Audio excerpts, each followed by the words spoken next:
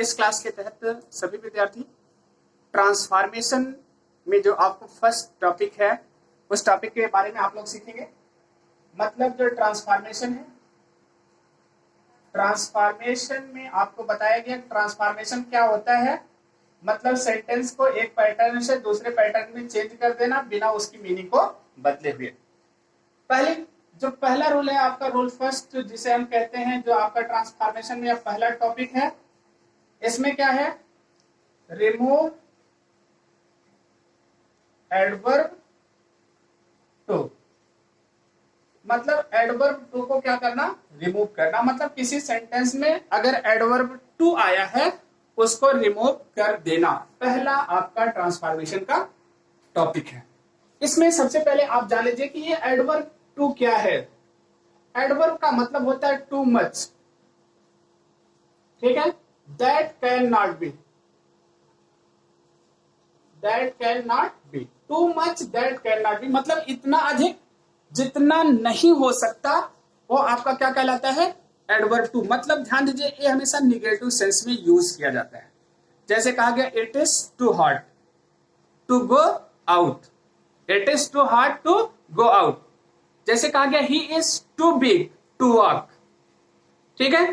जैसे कहा गया he is too dull to solve this problem.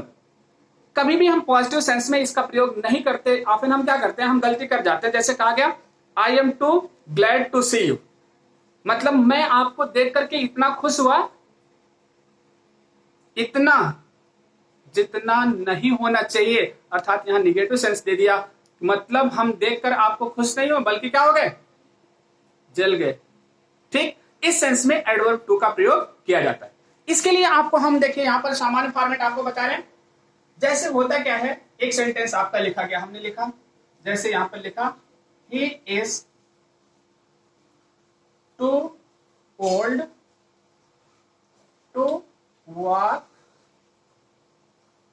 ठीक है। सिंपल सा सेंटेंस हमने लिख दिया, he is too old to walk.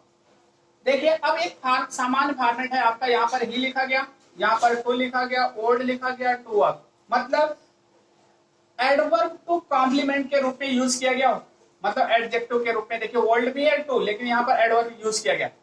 और यहाँ टू वॉक मतलब एक इन्फिनेटिव वर्ब बना है। क्या बना है? इन्फिनेटिव। अब इसको आपको चेंज करना है किसमें?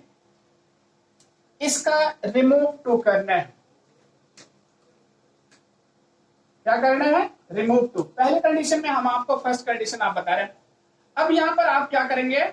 सबसे पहले ही आपने लिख लिया, ही के तुरंत बाद आपकी जो क्रिया है आपने उसको नोट कर लिया। इसके बाद टू के अकॉर्डिंग टू, यहां पर हम टू के स्थान पर हम किसका प्रयोग करते हैं? सो का। क्लियर हो गया? सो के तुरंत बाद हमने जो एडजेक्टिव हमारी यूज की गई हम उसका यूज कर लिए। हमने लिखा he is so old that. अब देखिए यहां पर टू जो इन्फिनिटिव है इसको हमको फाइनाइट वर्ब में चेंज करना है। फाइनाइट वर्ब के लिए हमको सब्जेक्ट चाहिए, यहां का हम सब्जेक्ट लगा लिए। हमने लिखा क्या? दैट ही के साथ हम यहां पर कैन का प्रयोग करते हैं, कैन नॉट वॉक।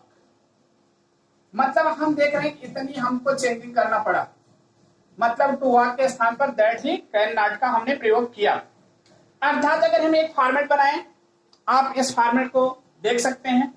जैसे मान लीजिए यहां पर हमने लिखा सब्जेक्ट, सब्जेक्ट बाद यहां बी वर्ब आती है, बी वर्ब के बाद एडवर्ब टू आता है, एडवर्ब टू के बाद यहां एडजेक्टिव आती है कोई, एडजेक्टिव के बाद टू प्लस वर्ब की first form plus other things आती हैं। ये आपका सामान्य फॉर्मेट हो गया। क्लियर हो गया? अब इसको आपको चेंज करना है किसमें? रिमूव टू के अंतर्गत आप यहां सब्जेक्ट को रहने दीजिए समान, बी वर्ब आपकी समान रह जाएगी। जो टू लिखा गया है टू के स्थान पर हम किसका प्रयोग करेंगे? सो का। और जो एडजेक्टिव है एडजेक्टिव को हम यहां रहने देंगे अपने स्थान पर। क्लियर हो गया? फिर टू प्लस वर्ब की first form plus other things, आपका ये हो गया टॉपिक। क्लियर हो गया? अब हमने क्या किया? देखिए इस फॉर्मेट पे आपने इसको चेंज किया था, आपका ये सेंटेंस चेंज हो गया। अब हम देखिए दूसरा फॉर्मेट, इसी पर हम एक रख रहे हैं, एक सेंटेंस हमने लिखा, ठीक है। दे, ठीक है।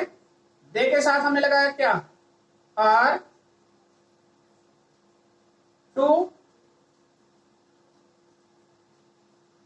फैट टू सिट, लिख दिया गया।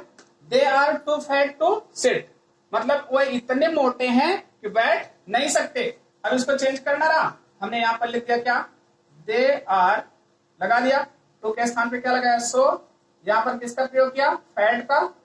यहां पर क्या हो गया, फिर आपको सब्जेक्ट लाना है, सब्जेक्ट यहां पर दे है, हमने उठाया किसका प्रयोग किया, दे, इसके बाद क्या लगाया, can not, they can not sit. आपका सेंटेंस क्या हो गया, कंप्लीट हो गया, ट्रांसफॉर्म हो गया। आपने रिमूव टू को यहां पर सीखा।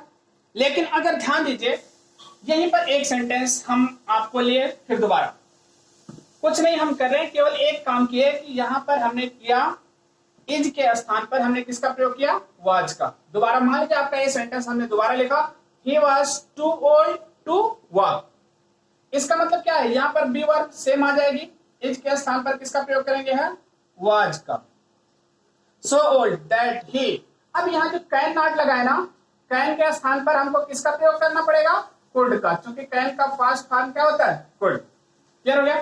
तो क्या हो गया, he was so old that he could not walk. आपका बन गया सेंटेंस, चेंज हो गया किसमें, मतलब कि ट्रांसफॉर्म हो गया, और ये क्या हो गया, टेंस रिमूव हो गया। अब इसका मतलब ये है कि अगर इस बी वर्ब हमारी पास्ट में रहती है तो यहां, एक सेकंड, यहां पर हमने चेंज नहीं किया, यहां पर आपको क्या करना था, सो के साथ एडजेक्टिव लगाते, फॉर्मेट आपका गलत हुआ, फॉर्मेट यहां पर रिफॉर्म करिएगा। एडजेक्टिव के तुरंत बाद आप यहां पर एक सुटेबल सब्जेक्ट लगाते हैं, क्या लगाते हैं, सुटेबल सब्जेक्ट। आप सुटेबल सब्जेक्ट इसलिए लगाते हैं, कभी कभी हो सकता है ये सब्जेक्ट हमारा ना लगे, दूसरा सब्जेक्ट लगता है, इसलिए सुटेबल सब्जेक्ट लगाते हैं आप। इसके बाद हम यहाँ पर कैन अथवा कुड का प्रयोग करते हैं। कैन अगर प्रेजेंट में रहेगा हमारा अथवा पास्ट में रहेगा तो किसका प्रयोग करेंगे, कुड का। इसके बाद वर्ब की फर्स्ट फॉर्म लगा करके प्लस अदर थिंग्स लगा देते हैं।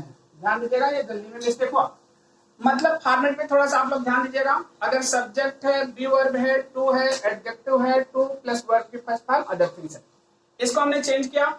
यहाँ पर सब्जेक्ट आ गया, सब्जेक्ट के साथ बी वर्ब आ गई, बी के साथ सो, एडजेक्टिव, एडजेक्टिव के साथ सुटेबल सब्जेक्ट ला करके कैन या कुड का प्रयोग करके वर्ब की फर्स्ट फॉर्म लगा करके अदर थिंग्स लगा देते हैं। ये आपको ध्यान में रखना, जैसे कि इस एग्जांपल के तहत हमने आपको बताया, यहाँ पर वाज था तो यहाँ पर किसका प्रयोग किया गया, कुड का। क्लियर हो गया। अगली क्लास में हम इसके नेक्स्ट एग्जाम्पल को बताएंगे, आप लोग किताब के माध्यम से पढ़िए। Thank you for this class.